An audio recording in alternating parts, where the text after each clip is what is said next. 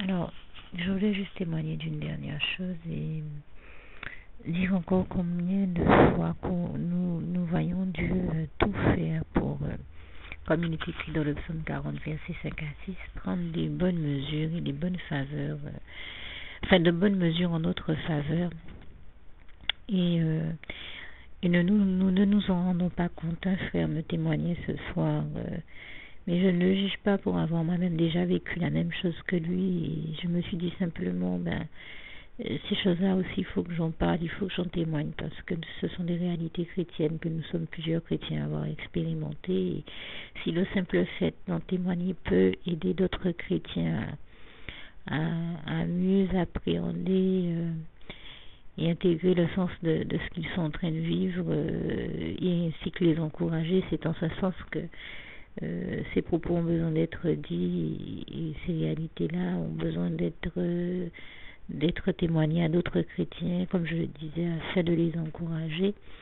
Et donc, le frère me disait ce soir comment il s'est retrouvé dans une situation où quelqu'un lui a demandé au téléphone s'il avait besoin de telle ou telle chose, de quoi il avait besoin sur le plan alimentaire, et il a répondu que ça allait, que tout allait bien. Et puis il me dit, il y a simplement qu'après coup je me suis rendu compte que c'est le Seigneur qui, sachant que mes courses étaient terminées, que je n'avais plus rien, a voulu m'aider et mettre au cœur de cette personne de me donner de quoi manger sur le plan alimentaire. Et je me suis pas du tout rendu compte que Dieu était en train de tout faire pour me délivrer de ma situation et de me favoriser, afin de pouvoir à mes besoins par ce biais-là. Et je peux vous dire que j'espère que s'il entend ce témoignage, il ne s'en voudra pas, il ne se culpabilisera pas, et à vous qui vivez ces réalités-là aussi, parce que moi aussi, ça m'est déjà arrivé d'une autre manière, peut-être sur d'autres questions, mais c'est vrai que il arrive qu'on nous pose une question et puis qu'on se rende compte après coup que c'était Dieu qui mettait au cœur de la personne de la nous poser, ou qui nous la posait directement de manière à nous aider et à nous délivrer de certaines impasses ou épreuves dans lesquelles nous sommes parfois, certaines épreuves que nous traversons. Dieu cherche toujours à nous en délivrer, nous en libérer. Et des fois, par inconscience, on ne répond pas les bonnes choses, on n'a pas les bons réflexes. Et le sens de mon propos était juste de vous inviter à être aussi éveillé que possible, vigilant et sensible au Saint-Esprit et à ses actions dans vos vies que possible, et chaque fois que nécessaire et possible. Et de vous rappeler aussi le psaume 121, verset 1 à 8, qui nous décrit bien cette réalité. Au verset 2 notamment, d'où me viendra le secours? Le secours me vient de l'Éternel, qui a fait les cieux et la terre. Et je pense aussi au verset 4 qui dit, voici, il ne sommeille ni ne dort, celui qui garde Israël. Et pour le dire en créole, eh bien, mon Dieu, pas qu'à dormi, Jésus-Christ, pas qu'à dormi, Saint-Esprit a une prise. Et Jésus qui aille vite, il aille tellement vite que des fois il capote l'homme en œuvre pour bénir nous là, et c'est nous qui pas rendre nous compte, qui pas prendre conscience même que mon Dieu qui a fait tout ça pour aider nous, pour délivrer nous de toutes épreuves, toutes situations qui pas bon que nous qu'à traverser, et ou bien que nous qu'à vivre, et sur le moment de là nous pas rendre nous compte que mon Dieu l'a capoté mon œuvre pour délivrer nous. Et des fois nous-mêmes nous avons dit des bêtises qui ont enfoncé nous, et nous laisser mon Dieu délivrer nous. Alors santé des autres à toutes ces potes, et mon œuvre autres aussi pour recevoir dans vie à autres toute bénédiction. Jésus qui a porté mon œuvre pour bas autres, et rester véatif si tous ces bêtises là, ça, si toutes les fois que mon Dieu qui a parlé bas autres, et à travers le monde qui entoure les autres,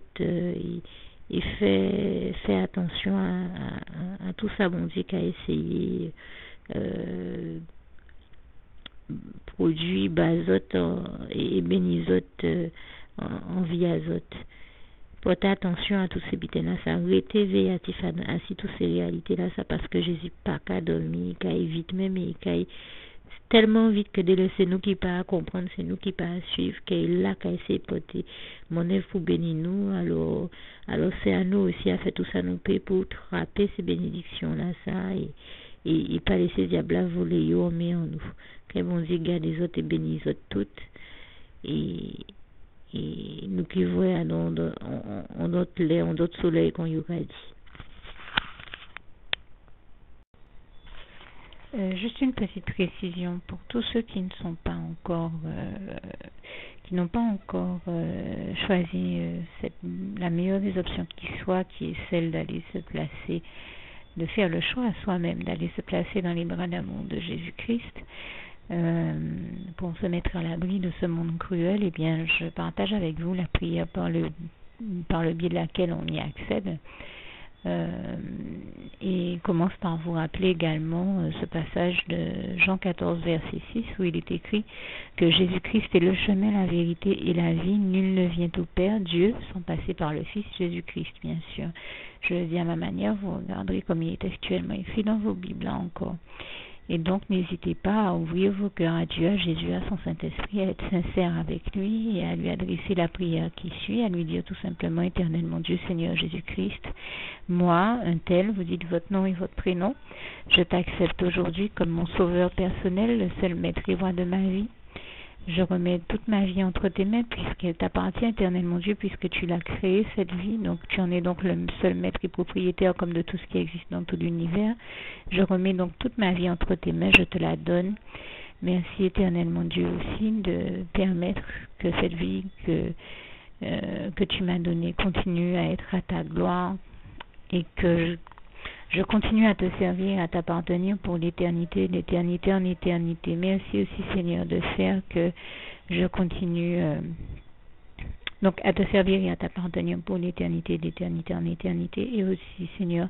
de m'accorder la grâce de ton pardon et de ta miséricorde pour tous les péchés que j'ai commis tout au long de ma vie, jusqu'à la date d'aujourd'hui incluse. Et c'est au nom puissant du Seigneur Jésus-Christ que j'ai fait cette prière. Et à vous tous qui avez fait cette prière, je vous dis que Dieu vous bénisse abondamment, puissamment, richement, et surtout n'hésitez pas à la partager avec tous vos proches et contacts, amis, membres de vos familles, collègues, bien-aimés, tous ceux que vous aimez, et surtout tous ceux à qui Dieu vous mettra à cœur, avec qui Dieu vous mettra à cœur de la partager. Et comme j'aime à le dire, si vous n'avez pas encore pris le temps de faire cette prière, comprenez bien que voilà, ça ne vous coûte rien de la faire, c'est gratuit, c'est indolore, et que voilà, vous n'êtes pas obligé de me croire, mais moi il m'est arrivé tout comme vous de devoir faire cette prière un jour dans ma vie, et quand on m'a proposé de la faire, je me suis dit, et si c'était vrai, et si c'était vraiment Dieu qui, par ce biais-là, m'appelait à lui et me demandait de lui donner ma vie, de l'accepter, c'était Jésus qui était en train de vraiment me tendre la main et qui était en train de me demander de l'accepter comme mon sauveur personnel, je ne pourrais pas passer à côté de l'occasion de lui dire oui, parce qu'il faut aussi que je reste ouvert ou ouverte à ce que Dieu peut avoir à me dire. Il faut que je garde mon cœur et mon intellect ouvert à ce que Dieu peut avoir à me dire. Donc je me suis dit, je ne peux pas courir le risque de passer à côté de mon éternité, de passer à côté des meilleures choses de la vie, surtout si le maître et créateur de la vie m'appelle et cherche à me sauver. Pour être sauvé, il faut bien que je lui dise oui, que je souhaite qu'il me sauve. Oui, Seigneur Jésus-Christ, je t'accepte comme mon sauveur personnel. Et c'est le sens de cette prière. Et comme je dis, elle ne nous coûte rien à faire. Et puis surtout, moi je vous dis, du jour où je l'ai faite, j'ai vu Jésus changer ma vie en mieux sur tous les plans. Et donc je crois que ça ne vous coûte rien, ça ne vous coûte rien vous non plus de la faire et puis d'expérimenter, de regarder comment les choses vont se dérouler dans votre vie, de regarder Jésus changer votre vie en mieux, à vous aussi. Et voilà, d'en faire l'expérience. Et pour en faire l'expérience, il faut commencer par faire cette prière. Donc si vous ne l'avez pas encore dite,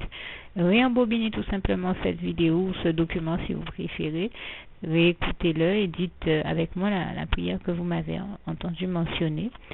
Et n'oubliez surtout jamais que que tout est possible à celui qui croit en Dieu, en Jésus-Christ et en son Saint-Esprit, comme il est écrit en Marc 9, verset 23, et que tout est possible à Dieu, comme il est écrit en Marc 10, verset 27. Que Dieu vous bénisse donc et à bientôt.